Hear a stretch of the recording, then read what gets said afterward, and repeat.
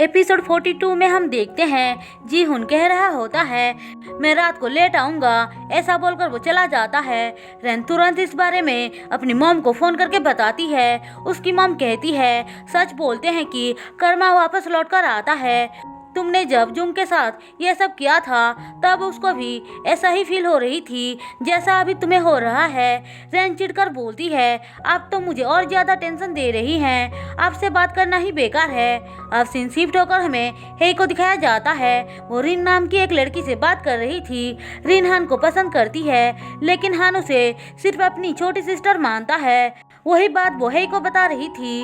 वहीं दूसरी तरफ रेन जीहुन का पीछा करते हुए होटल तक पहुंच जाती है जहां पे उसके जाने के बाद वो जीहुन की गर्लफ्रेंड से लड़ने लग जाती है।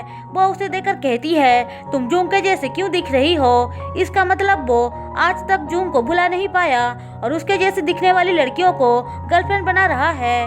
वो उस लड़की को जीहुन से दूर रहने को बोलती है लेकिन वो लड़की उसे ही बातें सुनाने लग जाती है कि जीहुन उससे प्यार नहीं करता है और उसके कैरेक्टर के बारे में भी वो सब जानती है। रेन को उस बात पे बहुत गुस्सा आ जाता है इसलिए उसका गला दबाने लग जाती है लेकिन तभी वहाँ पे हे आकर उसे रोकती है क्योंकि रेन ने उसको मैसेज करके सब बता दिया था। फिर वो घर आकर जीहुन के ऊपर बहुत गुस्सा करती है। जीहुन कहता है तुम्हें अच्छे से पता है हमारी शादी सिर्फ एक बिजनेस डील है। इतना रिएक्ट क्यों कर रही हो। आगे से मेरे लाइफ में दखल मत देना। रेन को उसकी ऐसी बातें सुनकर और ज्यादा गुस्सा आता है पर वो कर भी क्या सकती थी। अब सीन शिफ्ट होकर हमें सेंगचुल को दिखाया जाता है। वो जेल से 2 सालों के बाद बाहर आता है क्योंकि रेन ने उसको ऐसा फंसाया था कि बेचारा को बेल तक नहीं मिल पाया। उसकी मॉम उसे देखकर बहुत खुश होती है। वो कहती है पहले हम लोगों की जिंदगी कितनी अच्छी थी लेकिन रेन ने सब कुछ बर्बाद कर दिया। अब तो हमारे पास रहने के लिए घर भी नहीं है।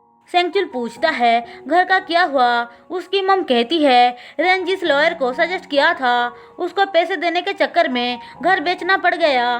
सेंगचुल अपनी मम से माफ़ी मांगता है और कहता है सब कुछ मेरी गलती है। अब सीन शिफ्ट होकर हमें हान को दिखाया जाता है। वो जूंग के बारे में पता लगाने की बहुत ट्राई कर रहा था लेकिन उसे कुछ भी पता नहीं चल पाता है। वहीं दूसरी तरफ रेन के पास किसी ने एक गिफ्ट भेजा था। उस पर रेन के वही जेल वाला नेल चिपका हुआ था जो जूंग के पास था। रेन वो देखकर बहुत घबरा जाती है और सोचती है ये कौन कर सकता है, कहीं जुंग तो नहीं है। फिर वो याद करती है जुंग तो मर चुकी है। फिर भी कंफर्म होने के लिए हान के पास आकर पूछती है जुंग के बारे में कुछ पता चला क्या। लेकिन हान उससे सही से बात तक नहीं करता है। उसको परेशान देखकर रेन समझ जाती है कि उसे जुंग के बारे में कुछ भी पता नहीं चला। इसका मतलब जुंग सच में मर चुकी है। वहीं दूसरी तरफ वांग यूएस ट्रिप से वापस आता है। उससे बात करने आती है तो देखती है वांग ने एक ब्यूटीफुल नेकलेस खरीदा है जो देखकर है बहुत खुश हो जाती है और सोचती है लगता है वो मुझे सरप्राइज देना चाहता है। मैं भी ऐसा प्रिटेंड करती हूँ जैसे कि मुझे इस बारे में पता ही नहीं है। उसके बाद वांग की फैमिली एक इवेंट पे जाते हैं। ड्रीम फूड की 31 एनिवर्सरी था इसीलिए वो लोग सेलिब्रेट कर रहे थे। हम देखते हैं रेन हान से चिपक रही थी। तभी वहाँ पे चियोन और रेन की मॉम भी आते हैं। हान बहाना बनाकर बाहर चला आता है। उसे एक मैसेज आता है तो वो उसे रीड करता है और खुश हो जाता है क्योंकि जूंग के बारे में अब पता चल चुका था। थोड़ी देर बाद वांग स्पीच देना स्टार्ट कर देता है और कहता है अब मैं अपनी ब्यूटीफुल वाइफ को सबसे मिलवाने जा रहा हूँ। उसकी बातें सुनकर ब्लश कर रही थी लेकिन उसकी खुशी तब खत्म हो जाती है जब वो देखती है वांग की वाइफ जूंग है। उसके गले पे वही नेकलेस था जो ने देखा था। जूंग को देखकर सारे शॉक्ड हो जाते हैं।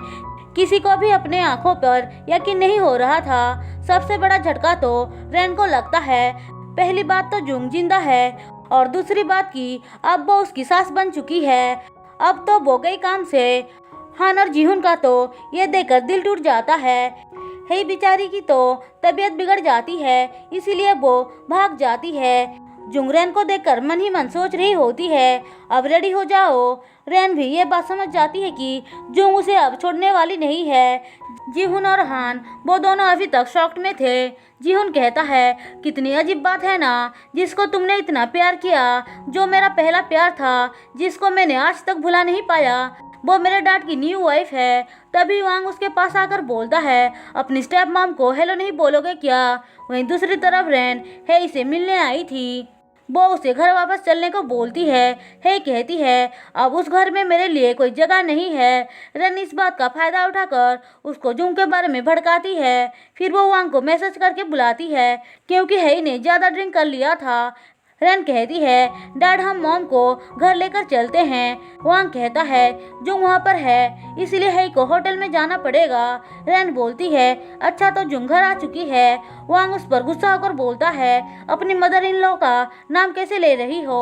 वहीं दूसरी तरफ हान जुंग से पूछ रहा था, तुमने ऐसा क्यों किया। जुंग कहती है, वांग से शादी करने के लिए तुम्हारे परमिशन की जरूरत थी क्या।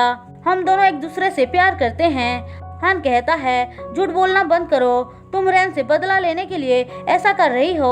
मैं तुम्हारी हेल्प करूंगा, प्लीज़ तुम वापस आ जाओ। जुंग कहती है, मैं वांग से प्यार करती हूँ, चाहे तुम बिलीव करो या ना करो। फिर वो वहाँ से चली जाती है। वो मन ही मन सोचती है, माफ़ करना हान, मैं तुम्हें मुसीबत में डालना नहीं चाहती हूँ। मैंने अब खुद को इतना स्ट्रांग और क्रूल बना लिया है कि अपने एनिमीज को ऐसे तड़पाऊंगा कि वो सोच भी नहीं सकते हैं। फिर अगले दिन से ही वो अपना मिशन स्टार्ट कर देती है, रेन को टॉर्चर करते हुए। वो कहती है, ये तो बिगिनिंग है, आगे तुम बस देखती जाओ मैं क्या क्या करती हूँ। रेन जब अपनी मॉम से बात कर रही थी, जुंग उस पर पानी डालकर बोलती है, पता नहीं है क्या, काम करते टाइम सिर्फ उस पर ही ध्यान देना चाहिए। रेन गुस्से में कहती है, तुम बच कैसे गई, मैंने तुम्हें खुद क्लिप से धक्का दिया था। जो उसकी बातों को रिकॉर्ड कर लेती है और उसे धमकी देती है। हम देखते हैं जो उससे बहुत अच्छे से बदला ले रही थी, जो देखकर मुझे तो बहुत मज़ा आ रहा था। और इसी के साथ एपिसोड 42 खत्म होता है। दोस्तों, अगर आपको मेरी एक्सप्लेनेशन पसंद आई हो तो चैनल को सब्सक्राइब और वीडियो को लाइक जरूर कर देना।